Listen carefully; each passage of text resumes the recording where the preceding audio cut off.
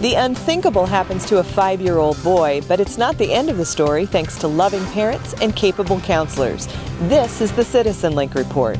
Hi, I'm Kim Troby. Sexual abuse, it happens to many children. For some, it means a lifetime of confusion about their sexual orientation. But that doesn't have to be the end of the story. I recently spoke with David Pickup. He's a licensed marriage and family therapist and the young boy I talked about in the open. He has much to say about sexual orientation and change therapy. When I was 5 years old, I was one of those kids, unfortunately, that was sexually abused by a same-sex pedophile. Sometimes in people's lives, certainly it's true in mine, homosexual feelings come up because of earlier traumatic childhood experiences like sexual abuse. Like a lot of other males, I also had some extreme forms of gender identity inferiority, a lot of bullying, detachment from male role models that weren't exactly the most connected experiences. And so that created, long story short, that created in me homosexual feelings that came up during puberty through all those experiences. And I was also very repressed and just shoved those feelings down, which is true for a lot of people, unfortunately. And so I didn't deal with what was really going on inside of me until much later as an adult, in late 20s, that kind of thing. And then I finally found an authentic reparative therapist who knew exactly what really fit me. And as soon as I read material and went through therapy that really targeted the real issues underneath the homosexual feelings, I was in therapy for many years and then had a lot of other experiences that helped me really experience emotional change, not just behavioral change. And it just helped save my life. So my journey, because of the therapeutic experience and life experiences that I have, were truly transformative for me. It was just wonderful.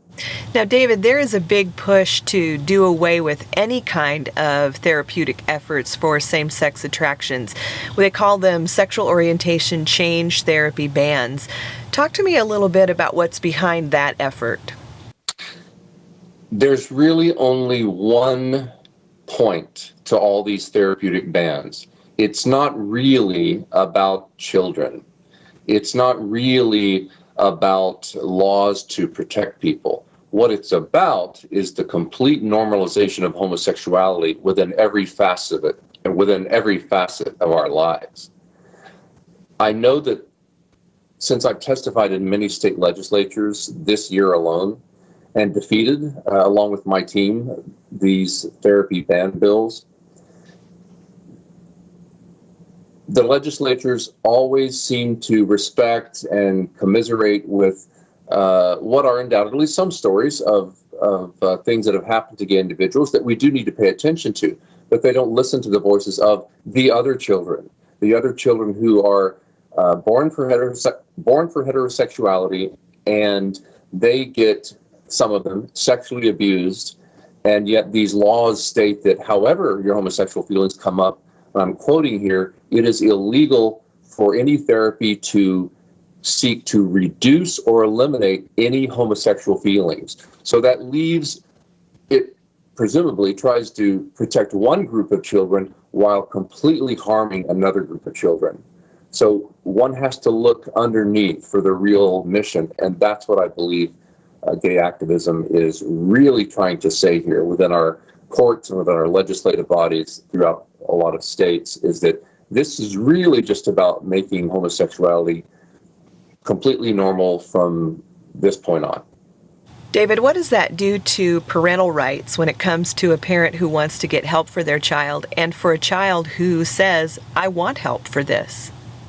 There are so many rights that are violated with these laws, but one of those main ones is parental rights. So can you imagine a parent and a child walk into my office or any qualified psychotherapist who's licensed and who's confused, who believes that they were born heterosexual, that they were born for heterosexuality, and that they wanted to look at the causes of these feelings and seek to change?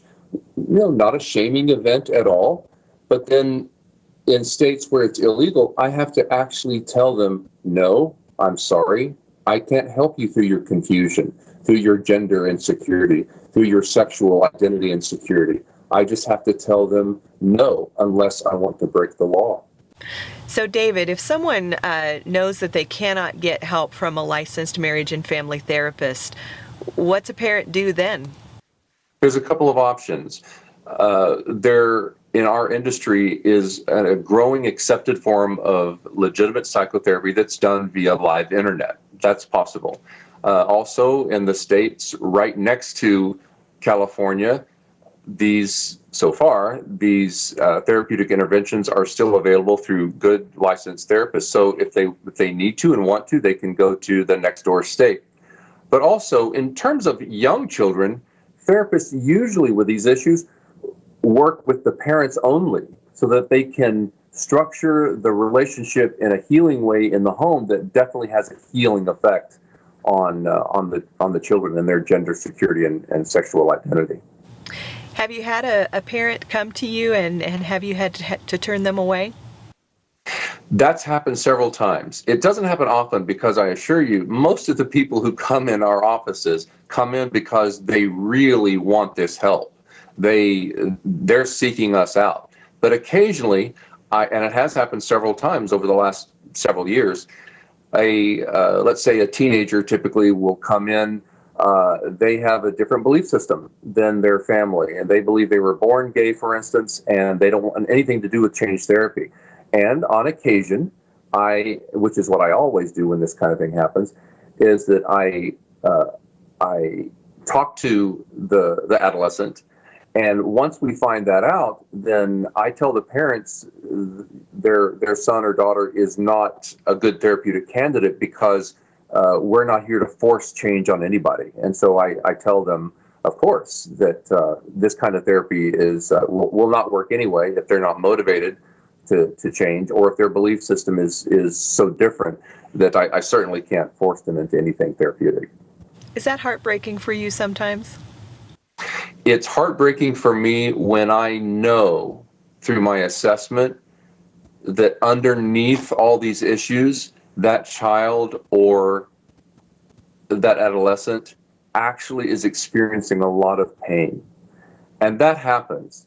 It is, I can never let my own issues or feelings interfere with whatever life path somebody else chooses. If I do that, that's unethical.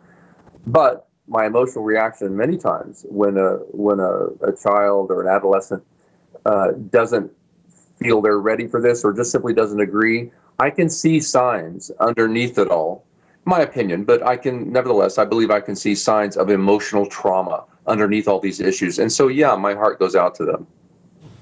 Well, David, you are a good man, and we appreciate the work that you're doing. What can we do to help people see that this really is legitimate help for people who are seeking it? There are 3 websites I want to recommend. One is narth.com. That's NARTH.com. I mention that because it is to date the most exhaustive website that deals with so much of the scientific and anecdotal research and stories of people where and studies that show change is possible. By the way, change work is really tough. This is not some kind of just change your mind therapeutic issue. This kind of work is really tough. And the Narth professional website, I'm a board member of Narth, and that will give so many people so many resources.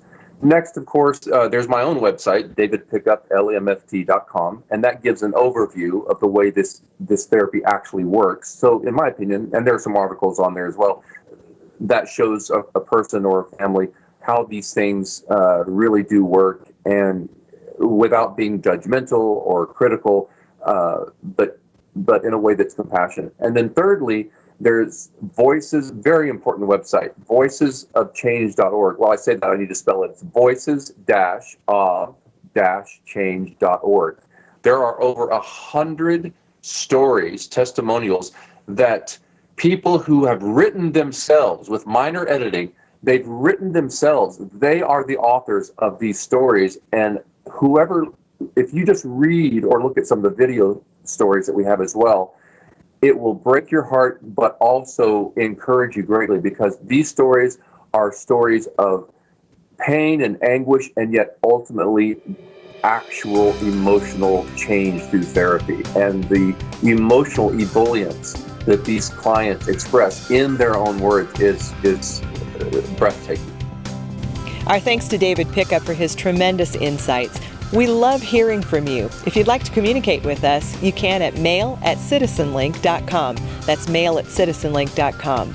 Please pray for our nation and for our elected officials. And remember, stand tall and be heard.